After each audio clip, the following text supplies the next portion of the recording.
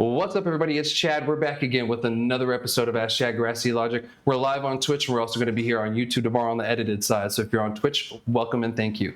I'm here today with Jason from Gnomad over in Eastern New Mexico. Thank you so much for joining me today. It's a pleasure. Appreciate you having us on today. Of course, man. And I got all the cool stuff behind you. So, obviously he's from Gnomad Cannabis. And so we'll get the whole introduction for that in a second. I just want to get you guys up to date what we're going to be talking about today. Of course, we're going to talk about Jason, Gnomad, and of course what they're going to with their journey and everything. And then we're actually going to go down and talk about the overabundance or the over inspections that they've been doing. There's an overabundance of them going on. So we're going to kind of talk about that, some other things that go with it. And then I'm going to give you guys the update for the DEA cannabis hearing that's going on right now until July 15th. That one shouldn't be too long because we're like day 2-3 into this. They're having a hearing right now, so I don't know what the update will be today. So next week you'll get the Wednesday update, but I think today or tomorrow's the last day because they're taking a break for the 4th of July and the 250th celebrations going on around the nation. Lazy asses. I know government doesn't get a break. What the hell?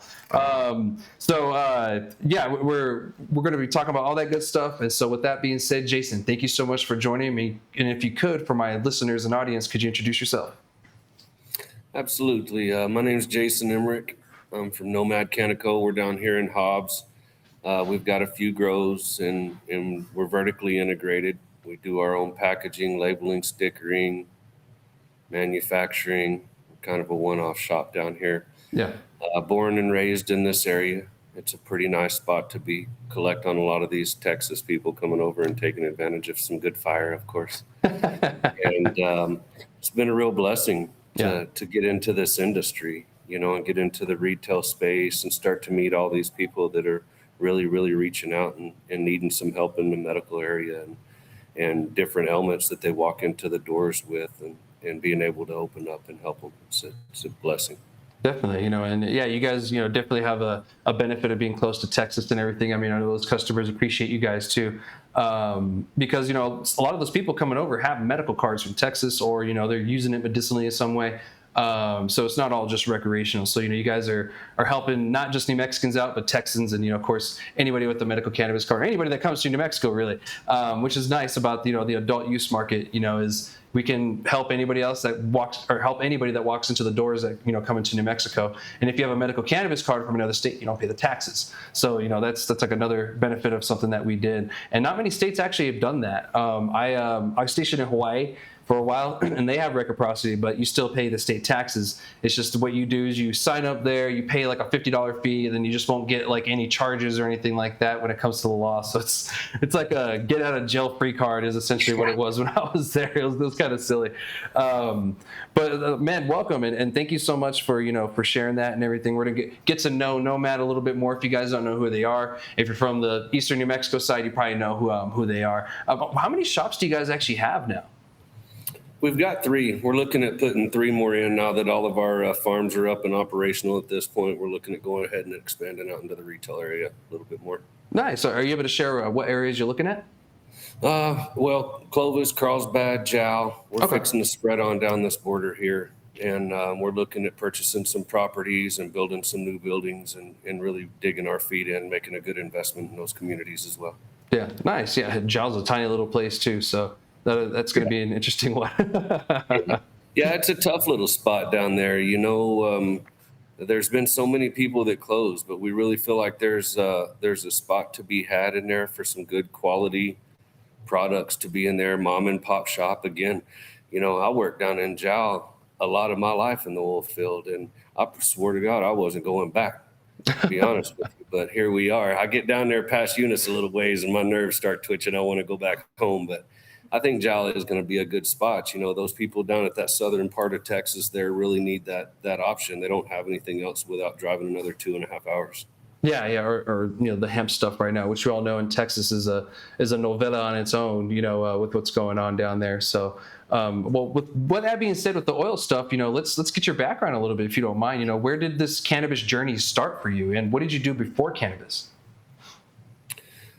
Uh, well, I started with cannabis back in junior high, like a lot of us did, just enjoying it. And it was a great pastime going all the way through school. And then I broke out in the oil field and I really enjoyed it. I got away from it for quite a few years. Of course, my mind was on businesses then. I started owning businesses at 24 Hmm. and just really put a lot of focus into that. But as I spent all those years in the oil field, I really tore my body up. I've got burns on my arms from acid, and there's no telling everything that I've inhaled. And I've gone through a lot of different medical ailments here in the last few years that really tore my body up. And it's been tough, coming from the oil field and getting into this retail. It's a completely different breed of people. But was able to put us back into a medical spot. I had a real big problem with drinking. It covered a lot of problems and things going through the oil field. That's just, I guess, what I thought everybody did. And towards the end of those years, I really wound up with some really bad ailments. And all Yeah. they wanted to give us was more pills and more pills. And, I think by the time I'd given up on the doctors, they had me up to 14 pills. And I finally told my wife, I'm going to go to this thing and I'm just going to go strictly cannabis from here on out, and gave up every bit of those pills moving forward. Um, I went and learned how to grow professionally in Oklahoma. There was some OSU guys that were over there that came in and really taught our cannabis organization that was over. I was working with some oil field guys over there. They'd taken their money, built a really nice facility. When they got their license in, OSU botany guys come down and help them, since they were alumni, get an SOP together. I was able to go in and learn that SOP and bring it back down to New Mexico Hmm. and really start to. It's a lot different, boy, growing down here and growing up there, with all the humidities and the heat. And then you get down here in this dry desert climate.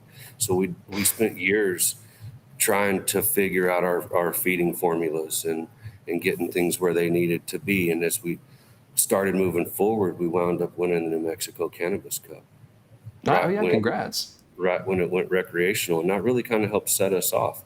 We were really excited to getting into growing, and we were growing some real fire. And back then, a lot of it was black market. And so we had a lot of healthy, happy customers running around. And as New Mexico come online, me and my wife have spent a lot of time traveling from, Vegas and Colorado and all the other states that were legal, and spent a lot of time punching numbers Yeah. from what people's values were from the first of the year to 5 years later, to see how these industries come up and then fell on their face after 5 years. Yeah. And we spent a lot of time traveling, running around, checking markets, working with different products, to where we finally came in over here, and we were looking at places to start growing. And it was almost this part of New Mexico, the oil field guys down here, they didn't want cannabis in the industry. They made it absolutely difficult to try to come in here and do any sort of building or farming or anything whatsoever. But Tatum come around, and the mayor had reached out and said, if you want to come down here, we could sure discuss something. And so we did. We went over, helped them get their rules, regulations, and bylaws and stuff set for the town, and moved forward. And they offered us a building over there. And next thing you know, we were in retail. Yeah. And that was not where I wanted to be. Yeah. I'm not gonna lie to you. I'm an oil field guy, and so it was going to be a little tough to try and figure out how to make sellable things into a pretty little package for everybody. Yeah. Well, my wife is an interior decorator, Amber. She's actually it's a Nomad solely owned, woman owned by her. She doesn't partake.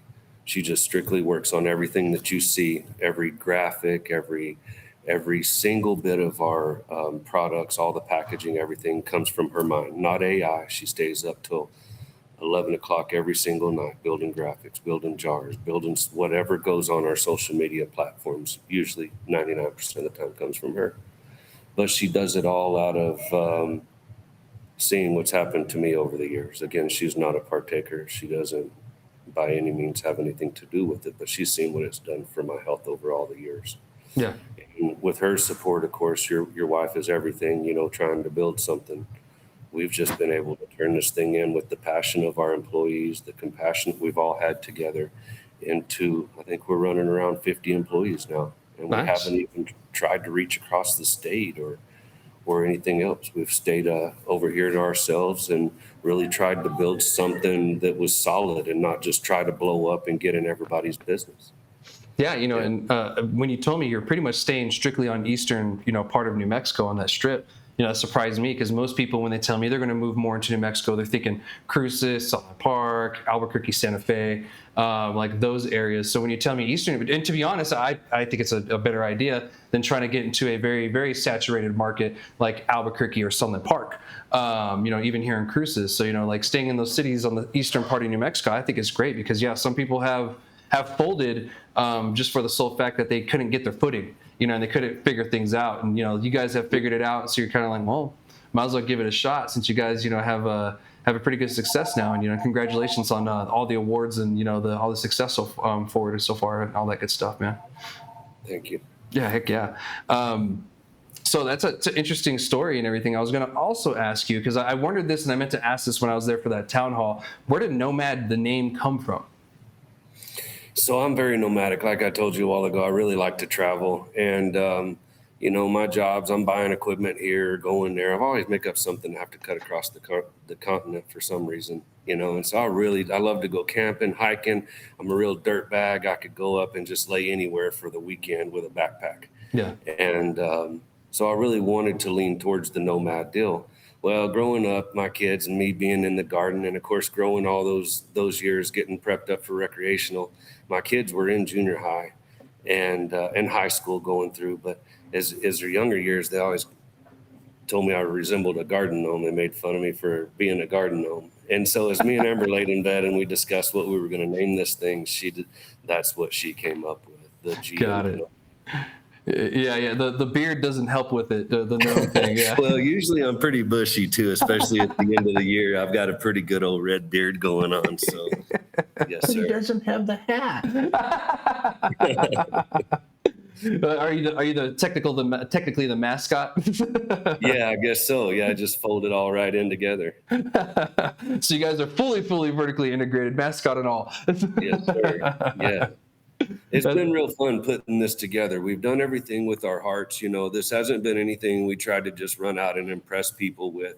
It's been things that have formed all the way through, all the way to every employee we have in here has a story medically of why they're here. We didn't want somebody here that was looking just for strictly a job and trying to make money for their family that didn't do anything for us. Yeah. And so now when you can come in here and there's not a person that works for us, whether it be in the hash rosin, in the washing side, the grow side, the production side, any side, everybody here has a huge heart. Some of these girls here don't even need a job. We've got a couple right here in the room next to us. They don't even need a job. They didn't want a job. Yeah. They just needed something to do, and they love coming here. And so they're here at 5 o'clock in the morning back here packaging. Yeah. It's unbelievable. The compassion that some of these people have. There's nothing, that just makes me drive harder. I'm not going to lie to you, to see people that want it that bad. Yeah, no, definitely. Because finding the right people to work with you is very important, especially, if you have a certain mission in mind, like getting just a person like, oh, I just need a job. That's great in providing jobs. But in the long term, as a business and for that person, is that going to be really a good fit? You don't want to just have someone there just to be there. You want someone that's willing to learn, willing to show up on time, and also willing to work exactly how you want the business to go. If you just get someone who's just there, you're going to get the bare minimum, and they're just going to be like, well, yeah, I'll take the 30% because, okay, I just, whatever. They just told me to take 30%, to get the 30% THC out, or something like that. You get better work people. So that's great that you guys are really making it more about community all around versus just, get in, get out. Or some places, they just hire all the pretty girls and they, they focus on that and they solely rely on just the pretty factor to sell their cannabis, and by all means, do what you ever got to do as a business. But, I do respect that a little bit more, that you guys go over and beyond to make sure that you have the best customer service and people working for you. So that's great, man. And earlier you had mentioned, I guess we'll talk a little bit about, the growing stuff. I love growing, and without farmers, we wouldn't have any cannabis industry at all. And luckily you guys have a farm. So earlier you had mentioned that you're going to pick up a couple cattle today. What's their job at Gnomad, and will you allow the customers to name them? Oh yeah, yeah. This is something that's really kind of coming along. Again, Yeah. we started this, so we've got a 5-year project. We're at the very end of this 5-year project, and we've got a grow in Tatum, and we've got I don't know if you can see the essentials over here. That's one of my good friends, and we do a lot of their greenhouse and their indoor grows over there. But we just bought a big farm here in Hobbs last year, March of last year. And it was placed as actually like the 4th largest farm in New Mexico for a while. We got to getting working out there, and that soil is just not what we wanted. Of course, New Mexico soil down here is junk anyway, and I pretty much knew it. But we were going to do a lot of work on that outside and do everything in 100-gallon pots, and that's just not how I want to feed neither. And so we've started pulling that soil up, doing some soil testing, and got exactly what we thought. It's not what we want. And so this year, again, I'm not going to put a crop into the ground. We're going to do probably 300 or 400 and 100-gallon pots and mess with those for some washing. But right now, what I've done is last year we ordered some cattle and brought them in, and we've got some of the highest bloodline genetic longhorns in the state of New Mexico. Honestly, we've been doing some breeding with those. I just ordered some more from some big auctions that are coming down with their babies. We just had 2 babies hit the ground, a bull and a heifer calf. And so we're using them and keeping them stockpiled up with the chickens and using them on top of their hay piles and grass hay as starting our compost. Yeah. And we've got huge piles started out to help get nutrients back into that 12 acres that's sitting over there that we need to work with. I've also got a really good friend that owns one of the biggest lawn maintenance companies here in Hobbs, and he comes over and dumps all of his grass clippings, wood chips, anything that goes. So we're really, really getting a huge compost pile. And we started at first of the year. We were afraid might have killed things off starting a little too early, but shoot, it was 40 degrees outside, and our compost piles were 160 degrees in February. Yeah. And so we're on fire over here. We're actually getting these things where they need to be. Our compost is burning up. We're fixing to start tilling it back into the ground. The new John Deere sitting out there with the new plows on it, and we're getting ready to start. I think they've already started turning dirt, to be honest with you. So We're super excited to use this to regenerative farming to get our soils back where we need without bringing in a bunch of useless amendments. Yeah, definitely. Especially here, like here in Cruces, we're pretty much just all sand. I don't know how the farmers do it out there because, where I'm from in Alamogordo, they actually had better soil in Alamogordo for some reason than, like here in Cruces. So I get it. Like my backyard, I have a plot where I've had a garden for like the past 10 plus years. I've had to work on that plot for 10 years to get it to where it is now, where it actually sustains life and, I don't have to feed it as much and, like all this stuff. So I get it, man. Like I've had chickens and ducks and, all this other crap. And, it's great that you guys are doing it that way. That's the more naturalistic way, or I guess the living soil way, you're allowing the animals to come in to, do their thing and, you're building it up. So once you do finally get it built up, what is your plans to kind of keep remediating? Like, are you just going to allow after the harvest season to, animals to kind of get back out there or, what's your plan for that? Really what we're doing, we're building this off on a separate area. So the farm is set up as a commercial area, of course, your licensed commercial area, but the agricultural side of this is set up on my farm on the outside of that. And so we're going to continue to do that. We're going to continue to bring in the guys next to us. They're big horse guys, and I guarantee you they got a pile of horse manure over there is bigger than some people's house, I promise you. Yeah. And so we're not going to run out. We're going to keep on blending these things in. We're going to keep on working this dirt. And as a matter of fact, the real talk is the whole community needs that dirt. There's only so much we're going to be able to use out of here. Yeah. And so is my buddy that, that even owns the lawn mowing service over here. He's going to be coming through and he's going to be getting trailer loads where he was bringing trailer loads out. He's going to be taking trailer loads back into town. Yeah. And hopefully we get everybody's soil built up like that. That's what we're really after is a real community style farm where people can come out. My daughter showed animals and we would love for the people that can't do that in their life, to be able to come out and be hands-on with our farm, get these longhorns in, and we're getting ready to start showing these longhorns and these calves and things. The New Mexico Longhorn Association's reached out. Looks like we'll be taking these longhorns up and being part of the New Mexico State Fair show. Oh, good. And so we're really not just sticking into the industry. We want to reach out to everybody. Yeah. There's no telling how many people we can touch up there at the fair with these longhorns and get them into our store. Yeah, powered by cannabis, Yeah. Or powering cannabis. Yeah, powering cannabis for sure. And so I guess to the second question, are you going to let, like customers or have somebody name the new cattle that you got, or? Yeah, we've got some new ones coming out. I'm really trying to get a design on this thing's what I'm after. So our farm is called Bad Manor Farms and Bad Manor Longhorns. Yeah. And so, yes, they're all registered. So as they're coming out right now and these two babies hit the ground, we are going to need some Bad Manor names. For sure. That's dope. And, I hope you guys, take some suggestions. What's up, Gina? No, I was just thinking they got to come up with creative names for the cattle and then use those names for the product. Oh, there you go. 2 in 1, yeah, there you go. That's a good one, have some cultivar names. It's hard to get the name thing going because to catch names that are going to continue on and on and on, whether it be male or female, is really hard. I've looked at doing it with celebrities. I've actually looked at doing it with strains. But my fear with the strains is the Texas Longhorn Association is probably not going to appreciate me showing up with a trailer full of longhorns all named after Granddaddy Pert, So, that's fair. Well, vice versa. You can name the strains after the cattle. That's true. That is true, actually. I had a dog named Kush for the longest time, and I was in the Army. And so it kind of went backwards because the first time I took him to the vet was on base. So everybody in there was a military member, and he was a little puppy in my arms, and the little nurse comes out, and she reads the name. She's like, Kush? And I thought I was going to get in trouble. I just got applause. One dude was like, yes, and started clapping. I was like, what is going on? Like, the rooms were full, and like these soldiers were just cheering for my dog's name. I mean, would you smoke some Old Bessie? I might smoke some Old Bessie. Old Bessie. Bessie. Yeah. Some old genetics from back in the day. Yeah. And then I have another dog now. Her name's Tangy. So I get it. Like it's appropriate in some environments, but other environments, people are like, what does it mean? Or they call it Tangy. Yeah. I looked at doing terpenes, but terpenes is way too hard. You wouldn't be able to pronounce half of them. Yeah, beta carotene. Yeah, good luck on that one. Look at her in the pasture. Yeah, that'd be tough. It's like, oh, get limonene over here. Shit, Pinene got out again.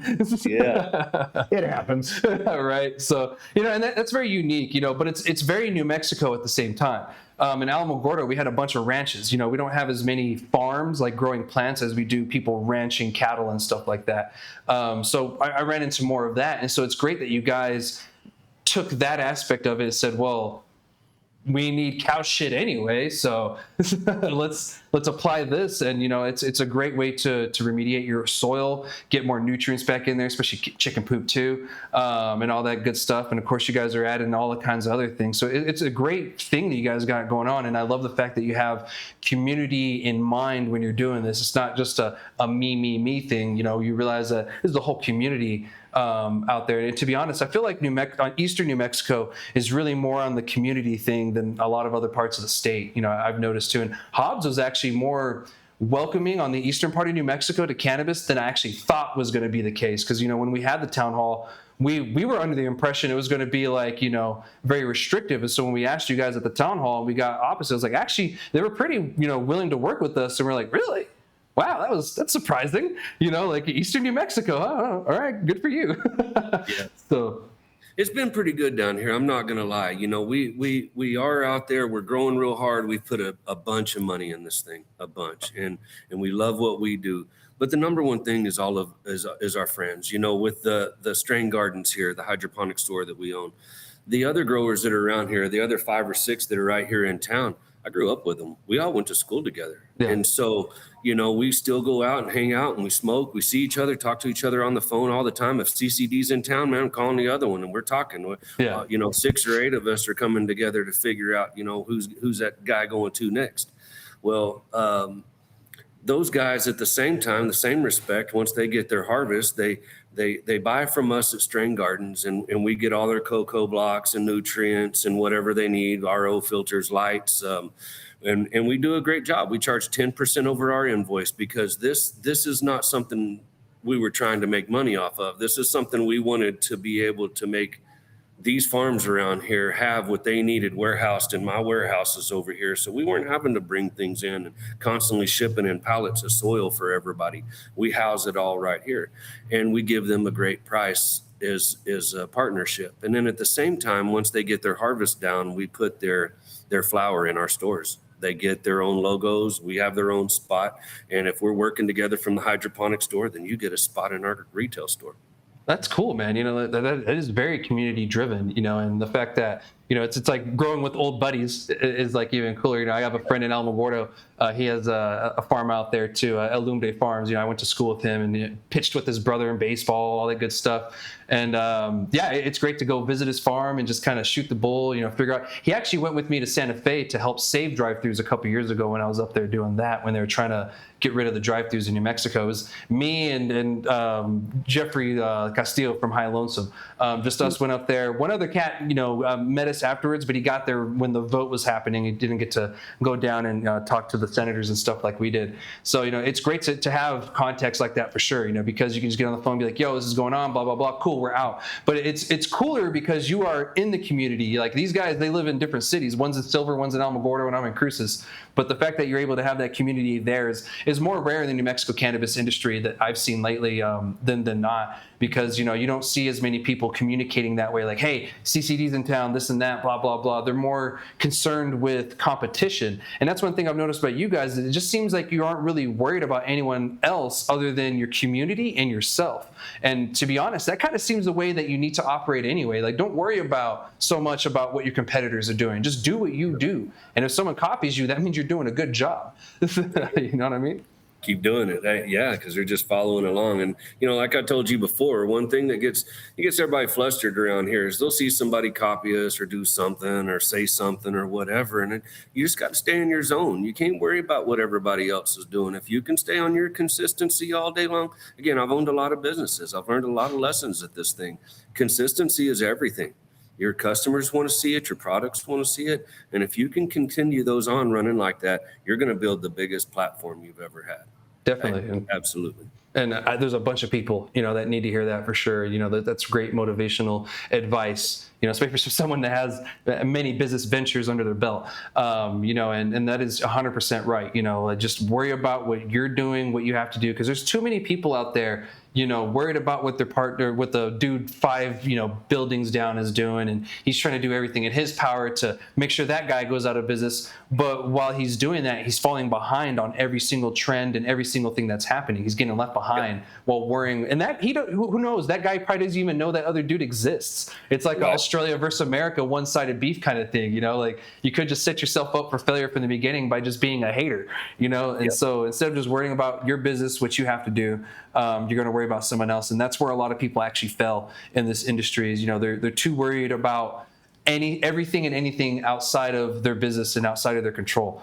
You just have to stay in your lane in that sense and, just move how you can, try to be a good business person and a partner in your sense, a good business partner as well. Because it seems like you guys have a pretty good relationship out there with a lot of people, and that's really good to hear. And it's relieving to hear too, because for the longest time I was like, man, it's really hard to, meet people who are serious about business here in cannabis in New Mexico, or even willing to trust these people with what we have going on and everything like that. So it's good to see that, and it's something that I hope will start bleeding into the rest of the industry, where people see, oh, we don't have to be straight competitors and hate each other. We can help each other out while at the same time being great competitors at the same time too. It's okay to be friends with a competitor. I mean, look at Steve Jobs and Bill Gates. They were friends until Steve Jobs died.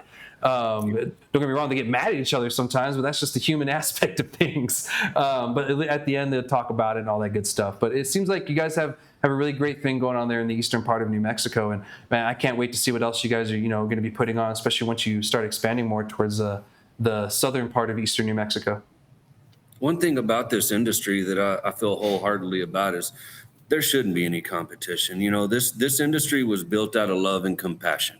plain and simple. And that's why I entered this industry. And it wasn't to see, chase down the next person or be the next baddest or anything. It was to do what this industry is supposed to do, take care of one another, right? And we've seen this thing from time to time, messing with other dispensaries, other grows, purchasing and coming back and forth. There's a very huge line of disrespect out there. And competition wise, I guess, chips on their shoulder or whatever it may be. And we just don't play. We don't play into that. We don't have to. We want to work together. If we can't work together and be kosher, then we just don't need to. That's just all there is to it. There's nothing to force anything. We're here to party, man. Plain and simple. We're here to have a good time and love each other. And I don't know what people can't get that through their damn heads. They got to make this thing freaking hard. They do, man. It's like you go over and it's all competition. And again, our oil field guys, if my sales guys in the oil field are not calling my competition, they're screwed up. If they're not taking our competition to breakfast or lunch, they screwed up. Because that competition can't do everything. They don't know everything. And when y'all can work together and cover a base, when this guy gets in a bind, y'all sewed the whole deal up. 100%, man. And who knows where that guy could help you out in the future too, as well, on something. They may come to work for you. He may decide that other place is a POS, man, and be right ready to jump ship with you. Right, exactly. About, Man, I dig it, and I dig the mottos, what you guys live by and everything. That's great, because we need more of that in the industry. Like you look at places like Sunland Park. Oh God, it is cutthroat down there. Those it's a war zone.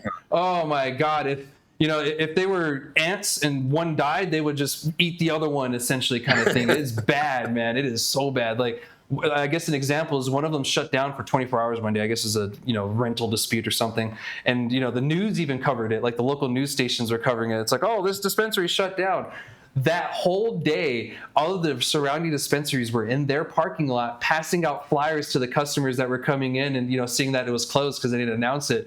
It was bad, dude. They were like almost getting in fights over territory of that parking lot. Like, it's crazy, like, places like that. So seeing something like this gives me hope, because places like Sunland Park, where it's just so cutthroat, you're just like, oh man, I really wish more people would work together. But it is happening, just not at the rate I wish it would and could. Because even as a hash maker, I try to work with and talk to all the other hash companies. I was hanging out with Couchlock the other day.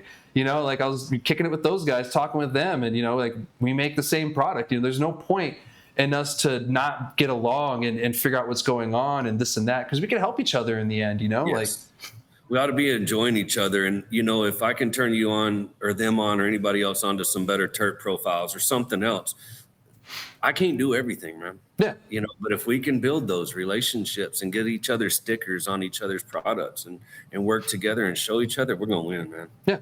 Definitely. I mean, even the other day, Jeff was selling his clones over at the farmer's market.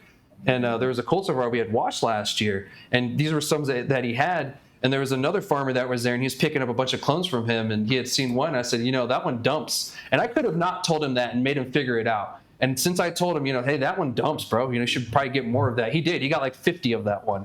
And like, it didn't hurt me at all, because like we didn't grow that, we just washed it, and he's going to wash it and figure it out anyway. I might as well let him know, hey, dude, that one's a washer. You may want to get more of that. And so why not? Like we're helping each other out in the end, and who knows, he might be able to help us out in the future or something else too. I show him, bring you a fat jar and say thank you, huh? But shit, who knows? We can only hope. Either way you go, it was worth it. Huh? Yeah, we can only hope, at least that. I'll take a fat jar, hell yeah. Chad would not be opposed. Oh, never. I'm never opposed to free weed. I don't think most of us are. But man, that's great. And thank you so much for sharing all this information about your company, man. Is there anything else that you'd like to share with anyone before we start moving on to our next topic? No, sir. We look forward to working with everybody. And if anybody ever has any questions, I'll run a lot of hard numbers. I do a lot of hard things. And we've, between what my wife does and our secretary, Justin, here, we've got an amazing team, and we would love to help smaller mom and pops or anybody else. We've got a little consulting thing here. Got a lot of experience in business, from QuickBooks, accounting, anything that may be. We're open for questions and helping and building relationships. Definitely, man. And I appreciate that. Hopefully someone takes you up on that offer, especially over there in the eastern part of New Mexico. I know there's, a lot of shit happens in that area and that I don't even know about. So even if someone's struggling, and I hope they can swallow their pride and ask for some help, because sometimes Yeah, that's, do it. that's all you need to do. We've got the hydroponic store again. There's a lot of things that we can do to help these other growers. We Yeah. take advantage of it. Dang, Yeah. I mean, we're offering it. We don't know everything, but we can sure come in there and put you in the right spot. You're more than welcome. Our facilities are always open as well. So we bring people in and they come and watch our people wash. We're constantly bringing in people, and I take tours from here to Tatum. It's about a 2.5-hour tour, and take them to each one of the facilities, show them what everybody's doing. We go in and see them making gummies and making chocolates and washing rosin. We're really open to carrying everybody around to help them succeed again. Yeah, definitely. And I really appreciate that, man. And, hopefully that will kind of start taking off a little bit more. We can only hope. So with that being said, where can people find you guys in real life and online? Nomadcanico.com. Amber just changed the Nomad headquarters and Nomad brand on Facebook. And I'm not real familiar with the Instagram stuff, but she's in there on that somewhere as well. We would love for y'all to anybody come down and see our facilities, make some time to come in and see what we're all about, visit with us. I'd love to. Being the hash people we have to go to the eastern part of New Mexico at some point anyway. So I'm sure I'll find myself in Hobbs, and I'll definitely hit you guys up, because you guys were very hospitable the first time with the town hall. And it makes sense, after getting to know you more. It's like, okay, that's just the kind of people they are. So I really appreciate it, man. And yeah, I look forward to checking out. And I love checking out grow facilities and washing places. So I'll be down definitely when I'm there. Cool. Well, I appreciate it, man. And with that being said, let's move on to our next topic, which kind of involves you guys too. And this might be, something that other people are dealing with as well. So this has to deal with the inspections going on in New Mexico. And I know I talked about we needed, certain inspections to happen, this and that, and certain places weren't getting inspected. But now we're having an issue of over inspections, especially at certain locations. It doesn't seem that they're treating certain businesses the same as others, meaning they're inspecting more places than it feels like they really should. And I get it. If they get a complaint, they're usually that's the reason why they go to inspect if it's not the inspection time, et cetera, et cetera. And that's the thing where we're going back to, just mind your own damn business and stop trying to mess with people, because, you could be doing yourself more harm than good because you're not paying attention to your business. You're too busy paying attention to the guy 5 buildings down who you're just calling the CCD on because you want him to get shut down. I've seen that happen and go wrong several times. But it's not fair to the other businesses who are doing the best thing that they could. And I guess you guys have told me before too that you've dealt with a lot of inspections, the past year or two. From what I understanding, you guys had quite a few the past couple of years, right? Yes, absolutely. Yeah, we were catching a couple a month, to be honest with you. That's ridiculous. And it's just not acceptable in my book. I'm not going to play that game, and I understand. And the whole thing about the licensing is to make sure that we have products on the market that are tested and done right and safe within New Mexico. And I'm all for that. I believe that even in the Texas battle over there, I believe whatever comes out of that, they need to be testing every single thing that comes out of every producer, just to keep everybody safe. Well, yeah. But to bring in these inspectors the way they have, untrained and disrespectful, not for me, dude. Again, I'm from the oil field, man, and when disrespect comes across the line, we got to fix it. Yeah. And for a while, we allowed them to come in and tell us, these are wrong and this is wrong. And they were really cool at first. And we were learning from them and trying to get to where they wanted to be and make the whole industry how it was. But it seems like it just continued to get worse. They would hire more people. And instead of training the ones that they had and making them leaders of anything, I mean, they were still just falling. Every time they went to do an inspection, they were falling on their face. Yeah. They bring in more of them and stack more on top of them. They never, ever set a baseline, a SOP or things that people can't cross. They just opened the doors and gave them a list of people to go see. Yeah. And then you're exactly right. You got a bunch of snitches running around causing you problems. I've got a list of them that some of our vendors have come over and said, hey, this guy over here in Carlsbad, he snitches on you. He's got a group of people that reports y'all once a week. and it's going to get them beat up. So what's going to happen, man? Because again, we don't play that game. Yeah. But then the rest of these inspectors that want to continue to come through here, Gerard come through and was very disrespectful to my people over here. And I draw a line, dude. He's lucky I was gone that day, or I might have thrown him on his face. I don't care about that charge, and I don't care about that license anymore. He come over here and disrespected 4 of our women for 4 hours.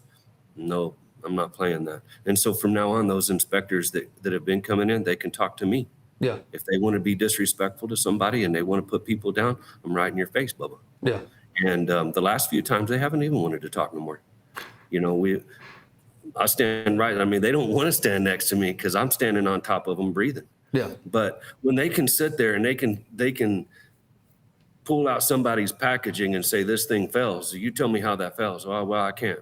Then it doesn't fail. Yeah. Well, then you shouldn't be selling it, is what he tells us. Is it recalled? No, sir. Then you're not doing your job. Where did this come from? Yeah. Did this come from you or your supervisors, or where did these things come from?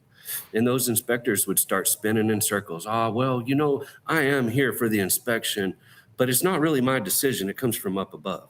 And so then you could start seeing that nobody had any backbone in this deal. Those inspectors are in there running their freaking mouth and then running to Daddy up north is all they were doing. Well, Daddy up north don't even want to get on the phone and talk to nobody. He doesn't want to hold any meetings. See, they don't want to do anything. Yeah.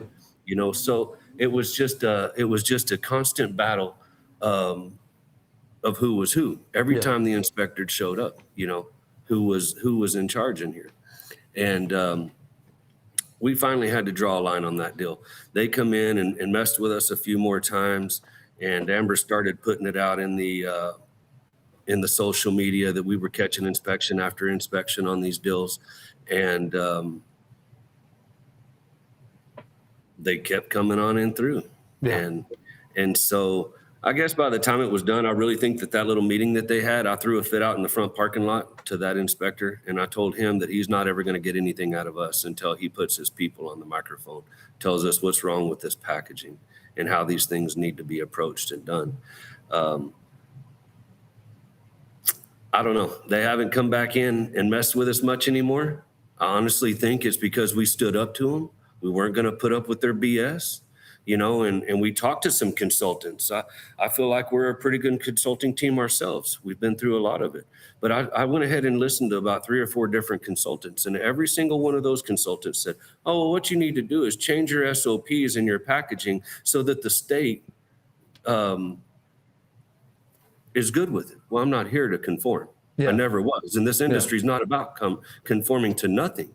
There's nothing wrong with our package. Mm-hmm. We're not going to change it until they make us change it. And you're not going to come in here and disrespect my people not one more time. Yeah. Or we're going to go do something different up north. Promise you. Definitely. And I'm on that fight with you guys. The whole packaging, the attack on packaging has been bullshit. Absolutely. And it's makes me mad. Sorry, I'm getting frustrated. Oh, now. me too. You do packaging too at the same time. And I'm like, come on, man, this is ridiculous. A lot of the inspectors have been making shit up. And that's what pisses me off, is when they start making things up and saying, well, this is the law. I spent until like 3 a.m. looking for this damn law and rule that one inspector fucking told us. And I was like, there's nothing in here. And then I found out they don't even have, finalized product defined in the first place. So like, how are you going to tell me I need something when you don't even have it defined on what it is and how, whatever? Like, how do you want me to navigate this if in your own rules and laws, it doesn't state any of this? And so I'm with you on that. You have to be able to fight for your industry as well and for your business. You can't just roll over and say, yes, daddy, because that's how we end up with overregulation where we're at right now and bad laws and where we're going, because the bad regulations add to bad laws down the road. And so we need to get to the point where we're deregulating this industry where we can, because a lot of the stuff that we're doing doesn't make any fucking sense anywhere. Like, like having certain labels 10 times on one thing, or these tiny little labels that no one reads, that are really just for the state. The state should have all the information they need in their database. They shouldn't have to harass us for everything when they get it. If it's labeled, if the number is there, they should be satisfied with that. It shouldn't be these crazy things where it was off by a 0.5 millimeter or 1/2 inch or whatever else they're trying to, get us on. And so I'm with you on that. I hear so many stories from people around the state similar to yours that it pisses me off when I hear them more, because I know exactly what kind of dudes these are. These are the guys that think that they're like cops or have some kind of authority, and so then they treat people like this when they're just an inspector. They're not a cop. They don't have, a cop badge. They can't make arrests. Like They couldn't become a cop. Yeah, exactly. Like if you want to be a cop, go be a cop, dude. Yeah. Don't try to, like mess with people who are just trying to make a living selling a plant. Like this is a little ridiculous. We have to get past the point of the stigma of cannabis and these inspectors. And I feel like the state is just hiring people who do not like cannabis. And to be honest, that's kind of unfortunate. What's going on, Gina? No, I was just going to say we got a couple of questions in the chat. Sure. From Panda Bear 86. Yeah, Pam. Oh, okay. Yeah. She just had a couple. One of her last question was: Are the inspectors private, or they're hired by the state? And I think you just answered. They're state employees. They're state employees. And then she was saying, is there a checklist that inspectors follow, or is it just random things? And does malicious reporting happen often?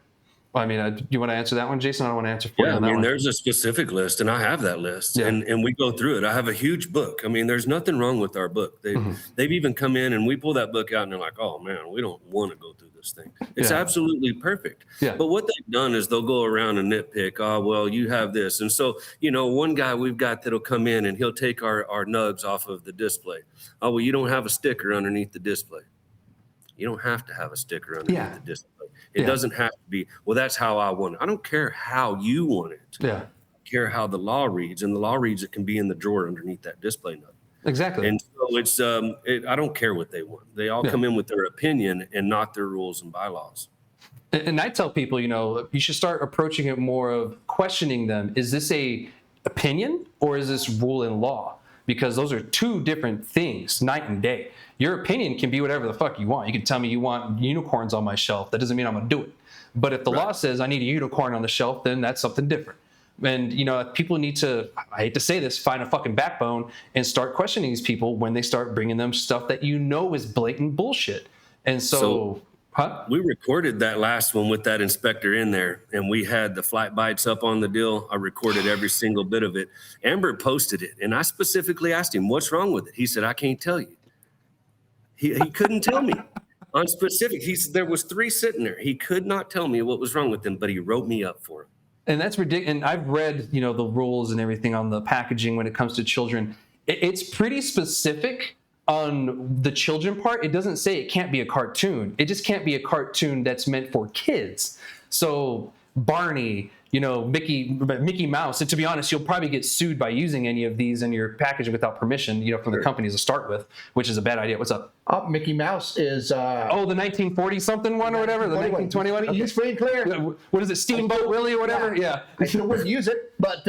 Yeah, I guess you could technically use that one. But, like in New Mexico, you couldn't in the New Mexico cannabis industry because that was a children's show. Now you have adult cartoons. South Park. I don't know if you guys remember this one, Stripperella. I bring that one up because that one was very controversial back in the day.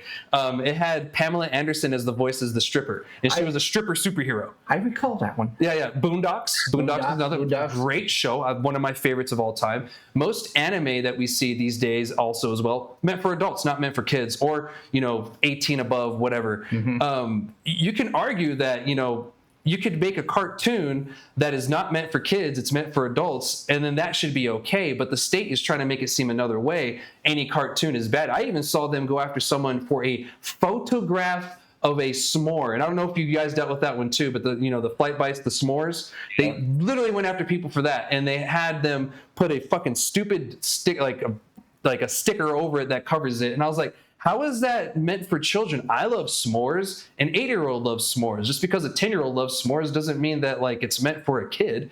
It's just a food item that we all tend to like. Oh, I was also going to say make a distinction between a cartoon and an animation or animated movie, because anybody that's watched any Ralph Bakshi movies from back in the day, nobody knows that one. Yeah, I'm lost on that one. Okay. You know that one, sir? You know Ralph? Okay, he knows. You lost me on that one, though. Just look for clips of something called Wizards, and you'll understand the whole thing about that. Okay. Pam did have one more thing when she said that when you're written up, is there any way to have the ability to fight that or to dispute any claims when you're written up? No, we've even got to the point to where on some of that stuff, I don't even want to sign it. At the very beginning, when this whole thing went on, my deal was, they said, well, if you don't sign it, then that's clause that you're, hiding something or whatever. No, it's not. We wouldn't sign it because I want you to carry that to your boss, tell him I wouldn't sign it, and then have a sit down with me and let's discuss it. Yeah. And it still didn't matter. Yeah. It doesn't matter if you sign it or don't sign it. They're out doing their jobs, writing you up over some BS anyway. Yeah. And it's unfortunate that it's come to this point. They could be doing so much more and going after people who are actually an issue, because you haven't been shut down. You haven't gotten fees and shit. So obviously you're not doing anything wrong. So why focus on somebody who you have failed to prove is doing anything significantly wrong, and focus on people who you could find that are doing stuff that's wrong? Because focusing on someone who you want to bust, but you can't because they're not doing anything wrong, just makes you miss out on the people who are doing things wrong and are the ones that are the issue in the industry that we do need to get rid of. Like, the people bringing in out-of-state product, to their retails and stuff like that, and getting it in the system. We all know that BioTrack is very flawed, and that's how they get it in, but they should be trying to find those people versus the people that they just cannot find anything wrong with and they keep going back to. And I get it. Some of them are because of the haters, calling in and, making stuff up. But, they should really just focus on the places that are the actual issues. If you went to this place last week and it was as good as it's going to get, and you found maybe one minute thing that you're being nitpicky about, you should probably maybe spend a few minutes there and focus on the other place that is probably going to be more of an issue, or a place that you heard is going to be more of an issue, because you're just wasting time. They're wasting taxpayer money. They're wasting everybody's, everything. And so that's unfortunate that it's happening. And, we need to talk about this because you guys aren't the only ones dealing with this. I hear all the time. Just the other day, one of my buddies told me they got them for something stupid. He said, well, this wasn't in your SOP. And they said, well, it is. It's just it wasn't printed out. Let me get it for you. He got them because it wasn't printed out. They had to have the SOP printed out on physical paper because he didn't have that correction printed out at that time. He got docked. He was like, well, can I print it out? He's like, no. And I'm like, that's so stupid, dude. He's right there. It's on the computer screen. He just has to hit print. Yes. And the thing about that is, and if you'll go listen, I recorded that whole last one where I jumped all over that guy and told him he needed to get his bosses and we needed to have a meeting. And it was a week later they had that meeting. Yeah. But that whole thing right there is a total waste of everybody's freaking time on. Yeah. The whole thing with them coming in at that point, you can kind of listen to. I told that guy getting his bosses involved, but I told him at the same time, listen, what I want you to do is next time you go to Roswell and you're going to go and inspect Roswell, I want you to call me, man. I want you to say, hey, Jason, I'm about to run through your shit in Roswell. Okay. And I'm going to tell you, go ahead. And when you're done, I want you to call me and tell me what I need to fix. But to call me up or give everybody straight anxiety that you're in town and you're sitting out there at the farm and you're running your mouth, that absolutely ain't going to work for us. No, it's unprofessional to start with, like so unprofessional on many levels. Like, I don't know why they're doing this fear factor thing where they're trying to treat us like we're criminals and not business owners. Like, and I've learned recently, even, with certain grants and stuff, cannabis doesn't qualify for it because we're federally illegal, but also like liquor, alcohol, and tobacco, and like adult stuff like, sex stores, they also don't qualify for a lot of things too. So we're not the only one that's discriminated against when it comes to certain things. It's other industries I'm finding out too.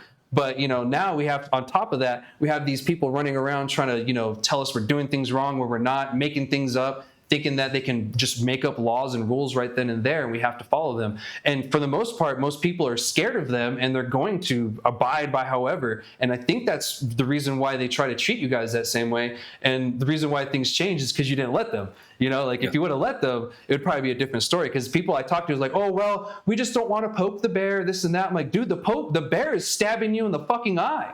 You need to do something. Like, it comes the to bear's taking all your tax money and lawing you down. He's wearing you out. Yeah. It gets to the point where the bear is fucking you up, dude. You need to do something or you're not going to make it. You have to fight back.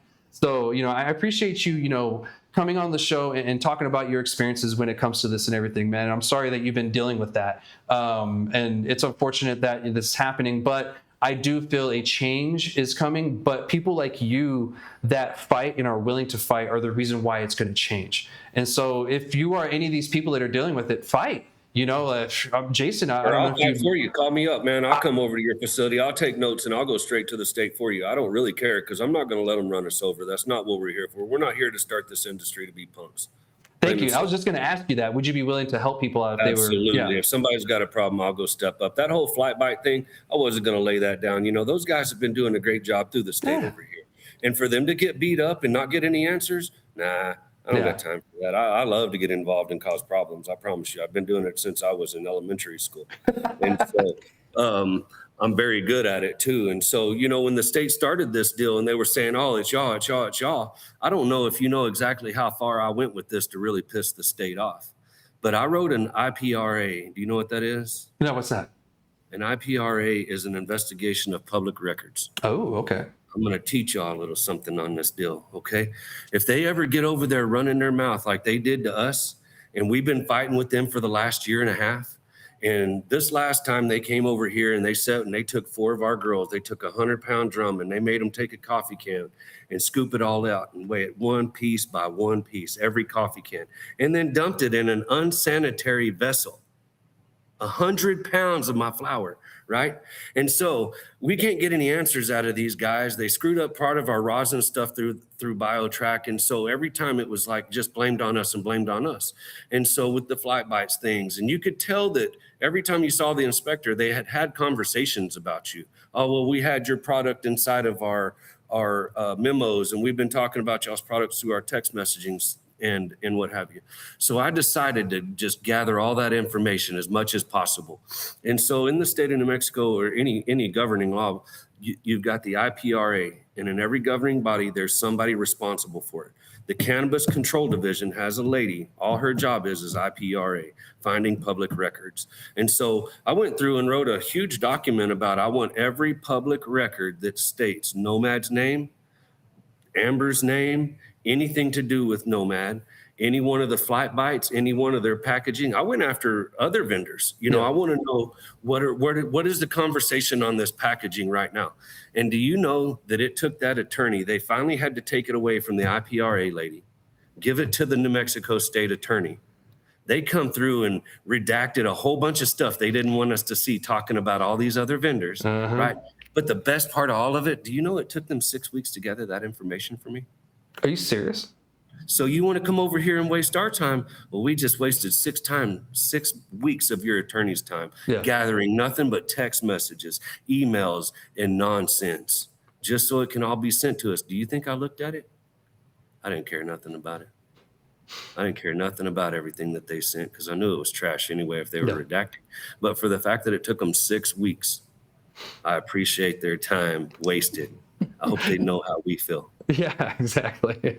And I'd like to have a great relationship with the state agencies, but they don't want to have a really good relationship with us sometimes. And when it comes to that, we have to go to measures to kind of do something about it. And hopefully it worked and they stopped fucking with you guys. And have they stopped fucking with the flight bite guys? Yeah. Okay, we actually talked to them. They left them alone. They're back up to their old packaging too, and everybody's right in. As a matter of fact, we got one more inspection after all that happened, back over to Tatum, and he pulled flight bites, the Gnomad gummies, and one other one that we have problems with, and he wrote us perfect across all of them. And what I was going to tell you earlier, so that anybody's listening on this, if they're coming in and they're giving you those little mistakes like on your SOPs and writing it, they're only doing that so they can come back within 30 days. That leaves the door open for them. If they don't give you, if they give you a green light, they can't come back for a year. Yeah. And so they got to find that little spot to be able to keep coming back. And if they're supposed to give you 30 days to fix the problem. Yeah. Yes. Yeah. And that's so if you horseshit. listen to that interview of that inspector that came in, I think Amber put that on our website along with all the IPRA stuff. I told that guy, I said, all this BS you're coming in here with, it just brings you right back to us. And I don't want you here. Yeah. I don't need you here. And so since then, a lot of that stuff is dropped. And to be honest with you, I told him, I said, I know when you're around. I consult for a lot of companies. We do a lot of things around here. And so I know when you're here, and it's in your best interest if you'll speak up. Yeah. And, since then, actually, he's come through and he's inspected 2 of our facilities that I consult for. And he's actually called me and said, hey, Jason, I'm fixing to run through Lovington. Can you believe that? Hey, but that's the respect we asked for, though, right? And so I do, like you said a while ago, I do think it's getting better. We have a lot of work to do with it. Yeah. And I think it comes from their superiors. Their leaders are trash. Yeah. That's all there is to it. And if they can get themselves structured and in line, I think we'll all be fine. I do. I agree too, because I spoke with the director of RLD during the legislative process during that bullshit packaging bill, and he pretty much gave me the FU. I offered, hey, it'd be great to work with you guys on stuff like this when it comes up in the future versus just surprising people, and also it'd be nice if you guys would actually maybe go after alcohol because their packaging is very kid friendly. I mean, you have literal Sunny D in the same damn packaging as the regular kid Sunny D. The only difference is it's hard Sunny D, and so like they're not doing anything. His bullshit excuse was, well, it's federally legal and we can't do too much about that. I'm like, no. States are allowed to create their own rules and regulations when it comes to alcohol. When I went to basic training in Oklahoma, I lived in Oklahoma for a little bit too. I on my parent visit day or something like that, when you graduate, I was hanging out with my parents and we went to go get some beer.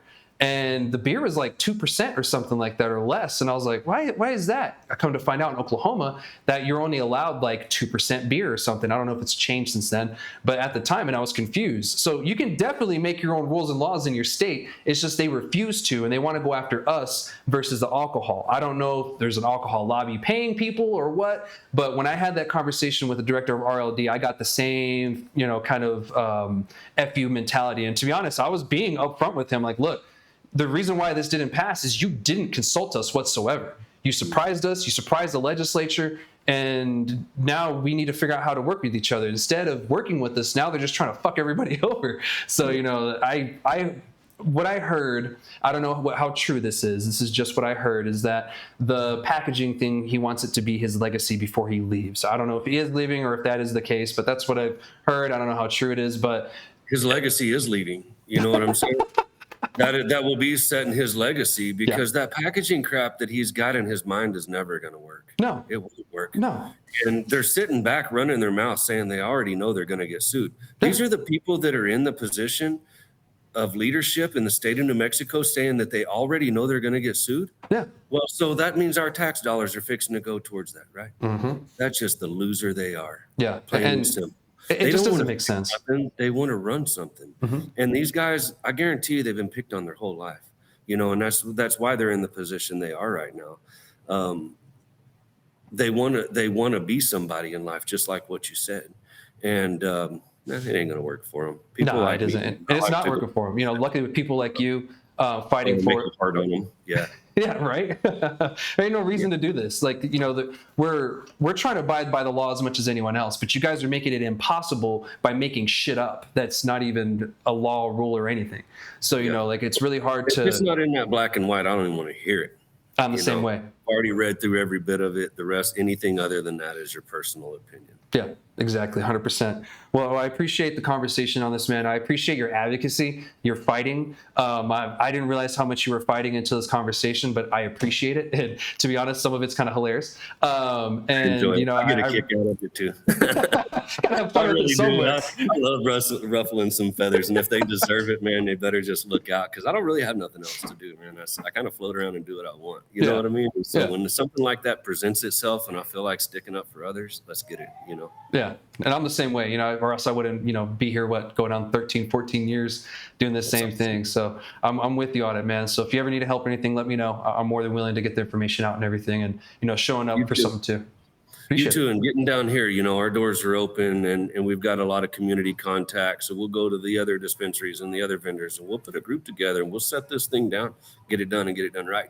For sure, man. I appreciate it. Well, that's all I have for this conversation and this topic. We've got one more left. Do you have anything else before we move on to our very last topic? No, sir. All right, cool. I'm going to try to keep this one quick. I'm just going to update everybody what's going on with the DEA stuff and the DEA hearing, trying to reschedule all of cannabis from Schedule 1 to Schedule 3, because right now, as you guys know, FDA-approved cannabis and state legalized or state medical cannabis is Schedule 3 already. This is to move all of cannabis. So, which I have my own opinions on that. So on Monday is when they started the hearing. So we're on actually day 3 of the hearing right now. I don't know if they're done or what's being said. They're not allowing any audio, recording, or media inside. And pretty much everything we're finding out is after the fact from quotes of people that were there. So everything I'm telling you is from someone else being told. I didn't hear this directly, which is unfortunate. I like hearing things directly from the source, so that way I know exactly what was said.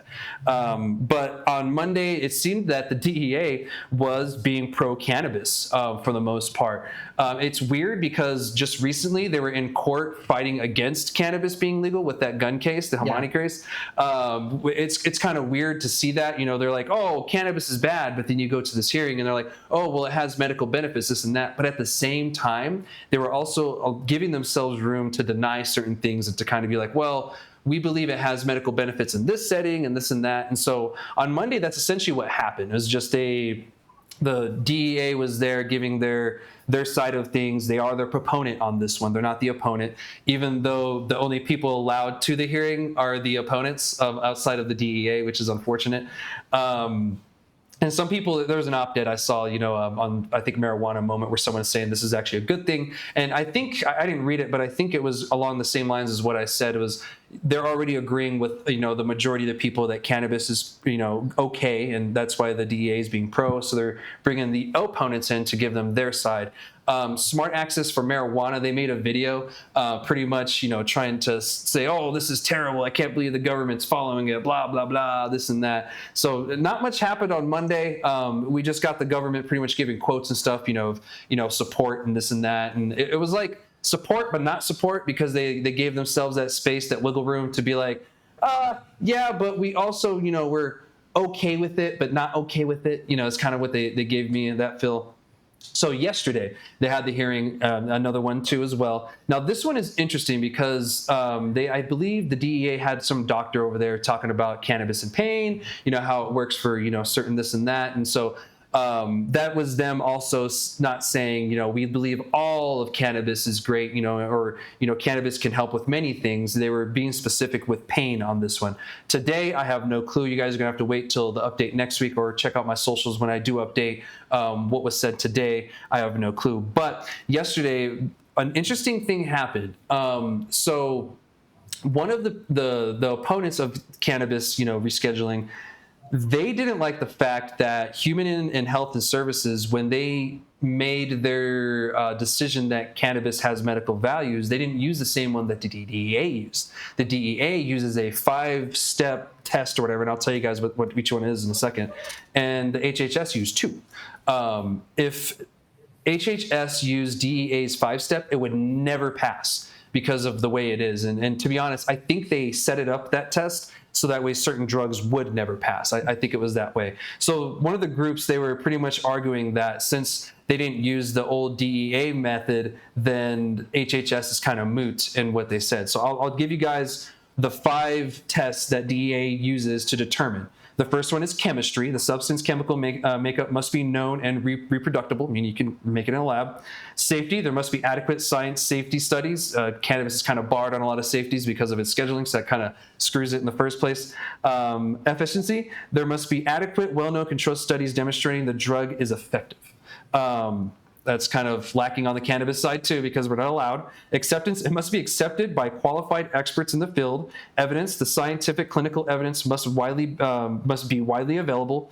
And that's it. That's the 5 steps that or the 5 ones that they use for the DEA.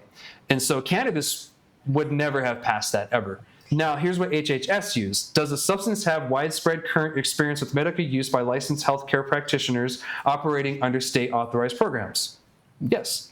And then the second one, is there credible scientific support for at least one of those medical conditions? Yes. And so you can see how much more simpler it is with the HHS one, and DEA's how it's by default, the way they made it, to be very restrictive to certain drugs that they agree with. What's up? No, it's just asking, is it the DEA or is it the HHS that does the scheduling? It's that DEA is how it works. So DEA controls what's on the CSA, but HHS can give recommendations, and that's what happened when Biden created that, presidential whatever. I just want to know, because the whole definition between a Schedule 1 substance is that it has no medical benefit at all. Yeah. So if it has some medical benefit, then it should be a Schedule 1 thing. Exactly. So, and that's the whole thing about that. And that is for the entire plant. Yeah. And that's what some of these groups were arguing too, is that since it was Schedule 1, it should have no. Yeah, that's the one question that it needs to be answered there. Yeah. And that goes from everything from your CBDs to your hemp to all that stuff. Is there any medical benefit at all? Because I have friends that use CBD to help them sleep or to help them, calm down and relax. All of that. So once again, does the entire thing have any medical benefit? Yes. Okay. It's not Schedule 1. Yeah, exactly. So what's your, Jason, what's your thoughts on this so far? I'm not sure if you're keeping up with what's going on with the DEA stuff. I've been watching all of it. It's a dadgum mess. Everybody's really speculating this thing's going to just jump right out and it was going to be done in a year or so. Taxes are going to be lined out and everybody's going to be running with it. I really think this thing's going to get drawn out for the next 3 years, to be honest with you, by the time everybody gets it where they at least 2. Yeah. At that point, the president we have now is going to be gone. Somebody else is going to be stepped in. And so what direction's that kind of thing going to start going for us by the time it's all done? Yeah. As long as they'll correct the taxes, I think I'll be cool with it. I don't really care what else they do with it. A lot of people wanted to sit here and vote. We wanted this thing to go legal and get it through the feds and get it through the feds here and there and what have you. And it's just not going to happen like that, man. Mm-hmm. There's just no way that that stuff's even going to be possible. And again, you're talking about bringing in HHS and the rest of those guys. That's the least of their worries. Mm-hmm.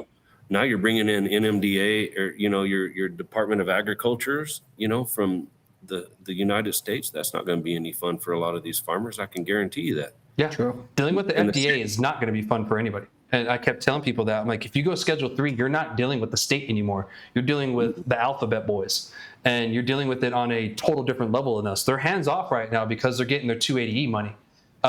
Once you get into their realm, it's going to be totally different. The regulations that you're going to have to follow are going to be so strict that it's going to cost you a lot of money. And I told people this years ago, if you are thinking about going federally, Schedule 3 or federally legal, you're going to have to think about, upping your regulations now of your facility to get federally compliant. And we're finding that out now with the Schedule 3 shit that's going on and people applying for it. They're finding out that it's a lot harder and there's a lot more into this than what they thought. And I knew that was going to be the case. Working for the government, in the capacity I did, I knew better than to think that they were just going to make something easy for everyone and it was just going to be, puppy dog kisses and, unicorn farts. It's been anything but. Well, now they're fixing to be all inside your products and telling you what can be in it and not in it. And they're going to come through those facilities too. It's fixing to get way overboard and it's going to get very expensive too. Yeah. And as they start opening these up and they're asking for these companies to come in and start getting onto this registry, the DEA registry right now. Well, that's good. But there's a lot of people that are kind of bucking that. We went ahead and signed up on it. I don't think it's going to be that big a deal. If they wanted to know we were selling weed, they'd look at my taxes. It's not like you're going to hide it from not filing on this DEA deal. Yeah. But I think what a lot of people aren't understanding too is once this thing does start clicking, if you're not in that system and moving forward, you just got bottlenecked. Yeah. And so if you're going to sit right here and you're going to say, I'm not going to do that. I'm not going to do that after I praised, wanted everybody to open this thing federally. And now you don't want to comply. If you're going to stay at the back of that program, you're going to be at the back of that program. Yeah. I can guarantee you on that.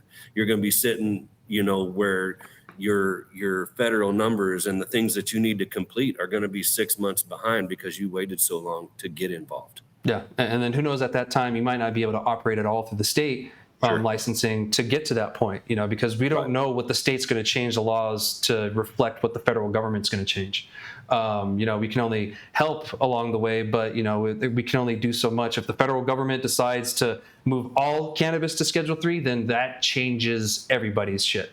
So we'll see what happens. I'll keep you guys in the know of what's going on with this hearing.